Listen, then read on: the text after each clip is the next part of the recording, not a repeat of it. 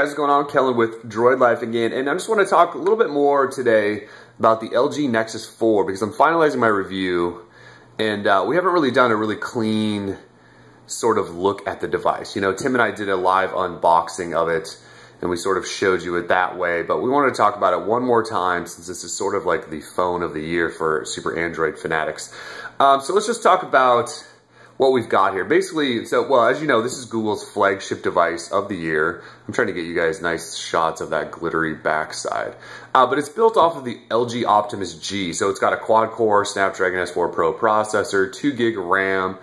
This has an 8 megapixel camera on the back. It's got an Adreno 320 GPU. There is no LTE though, and I know that's been a sticking point for many of you. No LTE, so it's just HSPA Plus, which is still plenty fast, but it's definitely not the newest, latest and greatest wireless network technology in LTE. So it's a bit of a sticking point. This has 16 gig of internal storage in it. They also make an 8 gig version. No micro SD slot, so you're just stuck with whatever you've got internally. But this one only costs $349, no contracts whatsoever. The 8 gig is $299, and again, no contracts. So we've got a speaker down here in this bottom right. Again, there's the camera, there's the Nexus logo. This is that crystal reflection back that I keep trying to show you because it's really nice. Also up top, we got a 3.5mm headphone jack. On the outside here, there's your volume rocker and your SIM tray slot right here. On this side, it's just a lock switch. And then on the bottom, you actually have a micro USB port and 2 screws in case you need to get in there and tinker with anything. On the front is a 4.7-inch IPS Plus display. It's really nice. It's HD. It's the same one that was in the Optimus G, so we've seen it plenty. It's beautiful. But one of the cool things that Google's done, it's going to be tough to capture on camera, but they actually made the screen sort of cascade over the outside. And so it sort of has this rounded feel to it. So when you put your finger on it and you swipe, there's no edge. It's not like you're coming from a sharp edge and then swiping. You know, a lot of people start their finger over here. So it's just this really smooth sort of feel. Also this, I think it's called G2 Hybrid Touch is what LG's using it. And the screen just feels soft to the touch. Like when you touch it, it doesn't feel like there's any resistance. Your finger just kind of glides over it. It's really, really smooth. So they've done a really nice job with this display. Definitely one of the best. Also then, of course, it's running Android 4.2, which is the newest version of Android.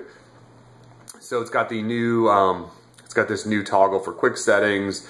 We can go into settings and I'll just show you that it's 4.2. You guys know this. We've done enough 4.2 videos. I'm not going to spend a whole lot of time in there, but you know, you can swipe up to get to Google Now because we have on-screen buttons.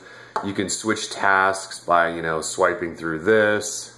So it's got all the goodies you'd want in Android, but it's got all these beefed up specs and stuff like that. So overall, my impressions are I really, really like this device. While I wish there would have been LTE in it, I actually personally can live with HSPA Plus. I've been using a GSM Galaxy Nexus off and on for a long time now, so it's not that big of a deal.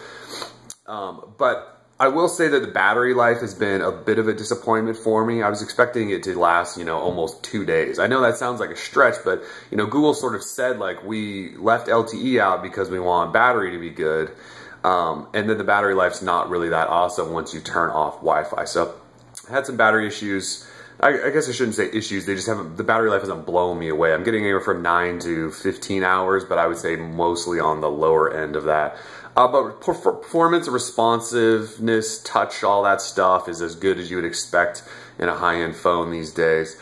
And then the only other thing I guess I would say that I don't like is while I keep showing you how awesome this glittery glass back is, it does scare me a little bit. My Optimus G back just cracked all the way down like this, and I don't know how I did that. I don't remember dropping it. I don't remember doing anything that would have caused such a thing. So it concerns me a little bit. I do think that Google, at least I think I remember them mentioning that they've sort of made the edges stick up, so this frame, it actually sticks out just a little bit more over the glass back. So when you set it down, you're actually resting it on the frame rather than the glass.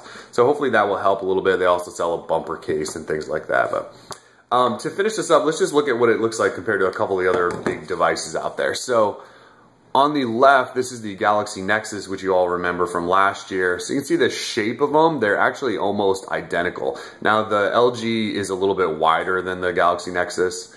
You know, the screen resolution is a little bit different, things like that. But once you get to the back, the differences are very noticeable. You can see this is sort of plastic material, sort of a soft touch plastic. This is definitely glass. The LG Nexus 4, definitely more high-end feeling the device than the Galaxy Nexus. Camera obviously centered there and is off to the left side here. So thickness-wise, I wouldn't necessarily say the LG is thinner by any means. In fact, in some places it's thicker, some places it's thinner, so that's what it looks like there anyway. Also, interesting note, the Galaxy Nexus, you'll remember, had these 3 pins right here, which were supposed to be for connecting to docks and things like that, and Google completely ditched them with this LG device. They decided that was an experiment. They didn't need to go down that road anymore. So here it is next to the Galaxy S3. So you can see similar size again. Here's the back side. I believe the LG Nexus 4 is only going to be in black, although Carphone Warehouse was trying to sell a white version, but they didn't even have pictures of it, so I don't know if it actually does exist or not. And then the Galaxy S3, I believe, is going to be a little bit thinner. So that's sort of that. This is just wanted to do a quick overview for the review again. LG Nexus 4, I'm really, really liking this phone. Just wish battery life was a little bit better. You know, I wish there was LTE, but to me that's not a deal breaker. The 16 gig of internal storage also enough for me.